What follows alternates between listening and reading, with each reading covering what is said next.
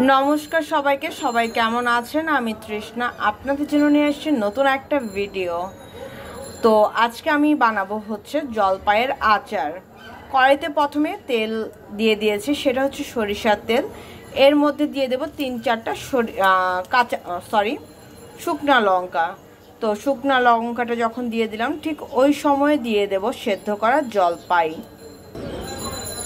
শুকনো মরিচটা যখন ভাজা হয়ে যাবে, ঠিক ওই সময় দিয়ে দেব গোটা কিছু রসুন। দেখো, এখানে আমি খুব সুন্দর করে জলপাইগুলো সেদ্ধ করে নিয়েছি। এই সেদ্ধ করা জলপাইও দিয়ে দেব। এই আমি দিয়ে দিলাম সেদ্ধ করা জলপাই। জলপাইটাকে আমি 2-1 মিনিট একটু ভেজে নেব। আর মশলা, এর মধ্যে যে মশলাটা যাবে সেটা আমি তৈরি করে নিয়েছি। তোমাদের চলো একটু দেখিয়ে দেই। এইখানে আছে 5 ফোড়ন আর সরিষা, একটু শুকনো খোলায় গ্রেট করে নিয়েছি। গ্রেট করিনি, শুকনো খোলায় একটু টেলে নিয়েছি। আমি আজকাল কথাবার্তা সব উল্টাপাল্টা বলছি। সরিষা আর 5 ফোড়ন একটু শুকনো খোলায় টেলে নিয়েছি, তারপর আমি এটাকে বেটে নিয়েছি। খুব বেশি মিহি হওয়া দরকার নেই, যতটুকু হয়েছে এনাফ। এর মধ্যে দিয়ে দেব কাঁচামরিচ। কাঁচামরিচটা মাঝখান দিয়ে একটু হালকা কেটে দিয়েছি যেন না ছিটকায়।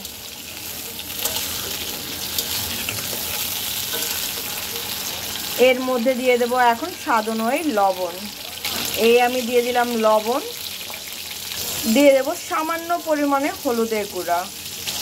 এইবার সব কিছু একসাথে সুন্দর করে ভেজে নেব। এই জলপাইয়ের আচারটা তোমরা যদি চাও, ধরো অনেক সময় খেতে ভালো লাগে না, ডালের এক কোনায় এরকমভাবে একটু জলপাইয়ের আচার নিলে কিন্তু ভাত খাওয়াটা হয়ে যায়। অনেক সময় লেবুও ভালো লাগে না, মনে হয় যে একটু আচার হলে ভালো হতো।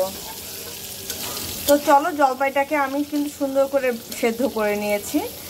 দেখো, 2-1 মিনিট ভেজে নেব। এখন আমি দিয়ে দেব ভেজে রাখা, যে টেলে রাখা যে মশলাটা, 5 ফোড়ন আর সরিষা এর মধ্যে এখন দিয়ে দিলাম। তোমরা যদি চাও তাহলে এটাকে, জলপাইটাকে ভেঙেও দিতে পারো। আমি কিন্তু জলপাইটাকে ভাঙবো না, গোটা গোটাই রাখবো। কি সুন্দর একটা স্মেল চলে আসছে। এর মধ্যে এখন আমি দিয়ে দেব স্বাদ অনুযায়ী চিনি। মশলাটা যেন পুড়ে না যায়, ঠিক এদিকেও কিন্তু খেয়াল রাখতে হবে। আমি দিয়ে দেব 3-4 চামচের মতন চিনি। তোমরা যদি মিষ্টি খেতে চাও একটু দিতে পারো মিষ্টি। আমি একটু কমই মিষ্টিটা পছন্দ করি, এর জন্য একটু কম মিষ্টি দিলাম। 3-4 চামচের মতন দিয়ে দিলাম চিনি। এর মধ্যে আরেকটা জিনিস দেব, সেটা একটু পরে দেখাচ্ছে। আমি চিনিটাকে একটু মেল্ট হয়ে যাক, তারপর তোমাদের সাথে শেয়ার করছি।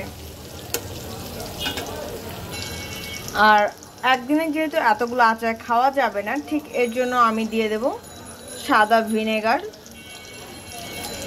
খুব বেশি দেব না, 2 মুখার মতো দেব, যেন আমার আচারটা ভালো থাকে।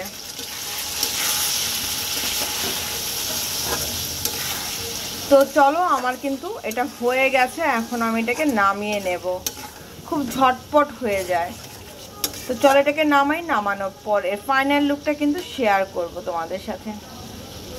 তো এই হয়ে গেল আমার জলপাইয়ের আচার। একবার এভাবে বানিয়ে দেখো, খুব শর্টকাট পদ্ধতিতে আমি বানিয়েছি। কেমন হয়েছে সেটা কিন্তু তোমরা অবশ্যই জানিও। না বানালে তো আর বলতে পারবে না আমি ভালো বানালাম না খারাপ বানালাম। তো আজকের জন্য এ পর্যন্তই। যদি ভালো লেগে থাকে তো তোমার ফ্রেন্ড সার্কেল, আত্মীয় স্বজনের মধ্যে কিন্তু শেয়ার করতে ভুলো না। আর প্লিজ পুরো ভিডিওটা দেখো। আর সুন্দর সুন্দর বা ভালো হলে ভালো কমেন্টস করো, খারাপ হলে খারাপ কমেন্টস করো, কিন্তু বানিয়ে খারাপ কমেন্টস করো, ঠিক আছে? তো আজকের জন্য এই পর্যন্ত। সব ভালো থেকে সুস্থ থাকো, আমার জন্য আশীর্বাদ করো। আমি যেন ভালো থেকে সুস্থ থেকে তোমাদের জন্য নিত্য নতুন ভিডিও আনতে পারি, ঠিক আছে? আজকের জন্য এই পর্যন্তই। টাটা।